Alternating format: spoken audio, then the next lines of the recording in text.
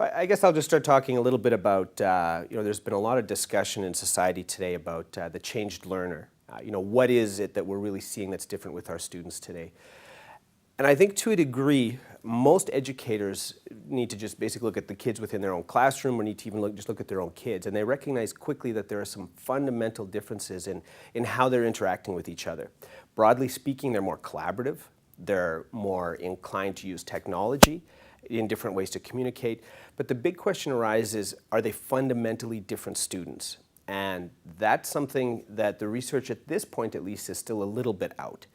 Some research suggests that these students, the Google myth view, that they do know technology well, but they know it in a shallow sense. They know how to do a lot of different things. They can go online, they'll be in instant messaging, they'll be active in MySpace, they'll be active in a virtual world. And the reality, though, is that that doesn't mean that they understand these tools. They have a very utilitarian relationship with technology. So I think that's one element to be aware of, or at least to consider. A second aspect of it is that the research that we currently have that deals directly with are students different? That research at this point at least seems to indicate that they're not. A recent report done by Tom Reeves at the University of Georgia looked at the varying characteristics of learners, and do these traits of learners, we've had different terms for them, millennials, digital immigrants, and digital natives, that dichotomy. Are they actually different enough to warrant a change in instructional method? Currently, at least according to Reeves, the research doesn't validate that we should be changing our instructional design methods. But from an experiential perspective, in a classroom with a group of students, I sometimes find that a little bit difficult to understand how that would be the case, because I watch how they communicate. I watch their reliance on mobile phone technology. I watch how they think. Quick example, I was recently was upstairs at my computer. My son was downstairs in the basement. He's watching a hockey game. At this point, it was the Avalanche before they were eliminated. All of a sudden, he pipes up and he says, "Dad, search so-and-so. I want to know why he's not in the lineup today." And so there's this mindset that they have this view that information is just there. It floats around them, whereas I had a view of information as something that I go to.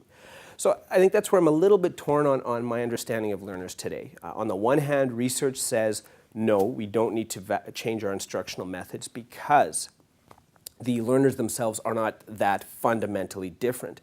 But experientially, I'm a little conflicted in that I recognize that they think differently, they act differently, they interact with technology different. So that's, and I think it's that lack of clarity that really defines much of what we're doing with education today. We're not acting in a space where we know everything well. We don't know our learners well, we don't know what our needs are, we don't necessarily know how we ought to move forward.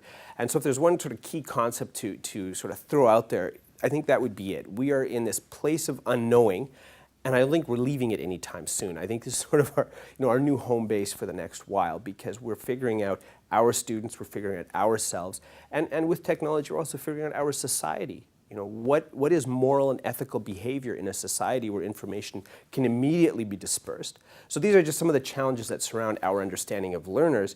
But as we look at the change in our educational system, as we look at a change in how we actually teach, I think we'll find that the same sense of unknowing and conflicting messages and signals exists there as well. The National Survey of Student Engagement, where we're looking at the importance of engaged learners, we're looking at the importance of having learners actively involved with curriculum, having them actively creating curriculum, having them actively involved with diverse learners from around the world. Those kinds of things start to become increasingly important today. And as I mentioned, it's due to the changed world that the cracks in the existing model are starting to become more and more evident. There's a lot of aspects of the world certainly that have changed over the last several decades, and I think most pronounced is the development of the internet. And because of the free access that we have to the internet, we've been able to do very different things with each other in terms of how we interact on a global basis, but also how we interact with information. So when I look at what are some of the key changes in the world, I'll tackle it from basically those two perspectives. With regard to information, we interact with information in a significantly different manner. We're not passive consumers the way we once were. We don't necessarily read a newspaper and maybe fire off a letter to the editor if we're really upset, but today we'll read something and we can immediately reply, whether it's an email link on the bottom of an article or whether it's online forum that's been established specific for that particular conversation. So we're not, our passive consumption of content has changed. We also have the ability to be increasingly active in the creation of content, whether it's through blogs, podcasts, online video sites. There's so many opportunities now for us to not just take the content that others have provided to us, but to actively go out there and create that type of content and information. And it's also diverse in its global perspective, which means you look at a site like Wikipedia, which has a fair amount of criticism based on its, the validity of what's there. But I think the validity of what's there is secondary to the fact that it was created by a group of people who didn't necessarily know each other. It was a distributed activity. Individuals contributed from around the world and ended up creating, at first glance at least, a resource, and Nature magazine, or the Nature journal validated this, is on par with Encyclopedia Britannica for accuracy. So that's a significant element when you start to look at the ability for people to create information together from around the world in a distributed manner. So that's the one critical change going on, definitely in society. A secondary critical change is how we actually interact with each other. When I start to look at tools like Skype, MSN, Google Docs, wikis, blogs, or other resources, I have the ability to really quickly form and connect relationships with individuals that I never would have had access to before. Just had breakfast with an individual today that, we'd exchanged a few messages on Twitter, and so he texted, noticed I was in town, wanted to know if I had time to grab breakfast with him. Those kinds of opportunities for interaction just didn't exist even 5 years ago. Or where they did exist, you needed to be well aware of the individual in advance. You didn't have that serendipitous experience of, oh, you're going to be here, I'll meet you there, kind of a sense. So interaction-wise, we've certainly changed. And in a classroom, it's very pronounced now.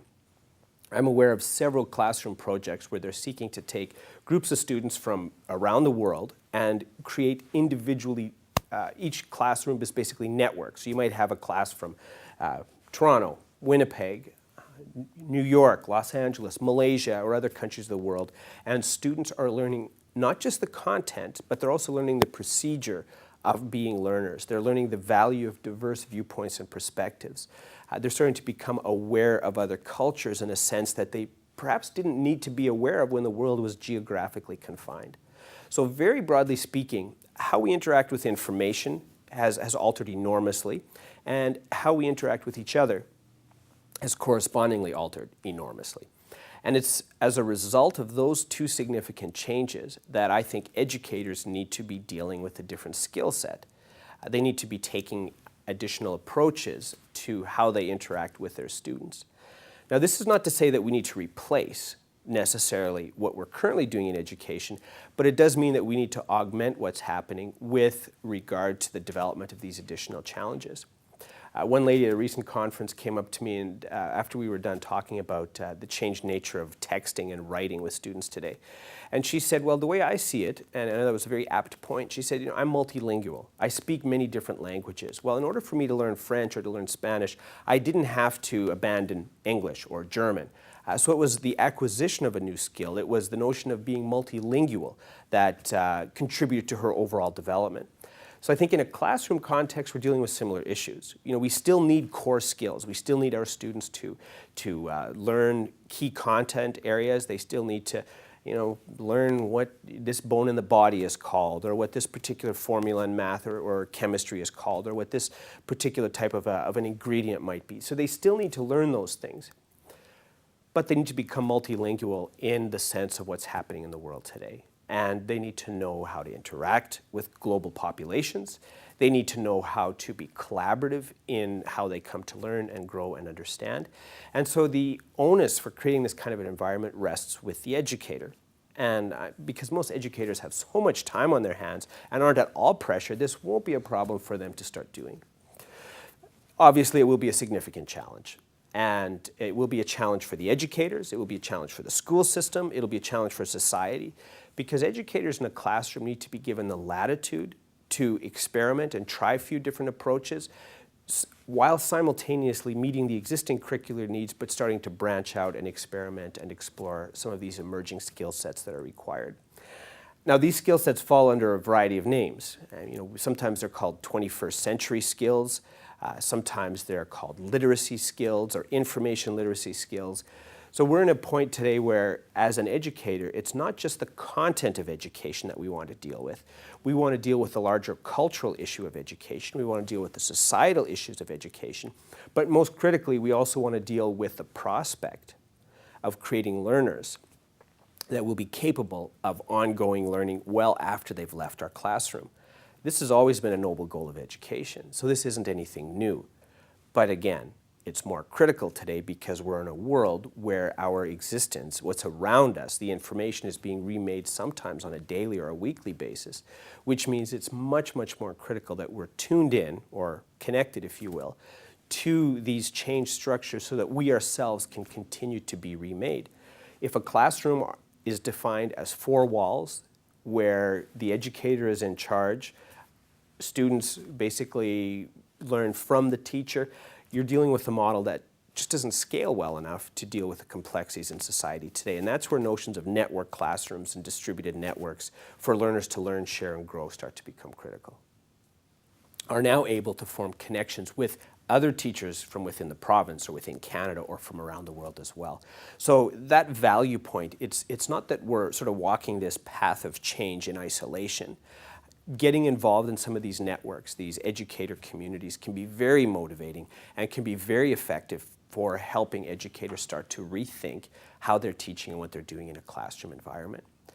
By the same account, though, it is a difficult period, and it is a period of a fair degree of change and transition, and it's something that's not just being felt in the classroom.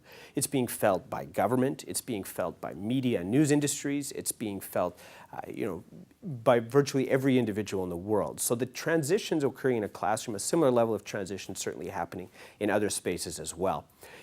Where we focus more so on the classroom is because the classroom educator is tasked with such a significant responsibility, namely to prepare our learners for the future society that they're intending to inherit. That's an enormous responsibility, and I think that's why there's perhaps an undue, or at least a significant amount of scrutiny or perspective on what's going on in the classroom. So on the one hand, I think the opportunities and the tools are there. The support structures to realize those aren't quite there, systemically at least, but fortunately a lot of educators are starting to find that support structure informally through networks of other like-minded educators from around the world.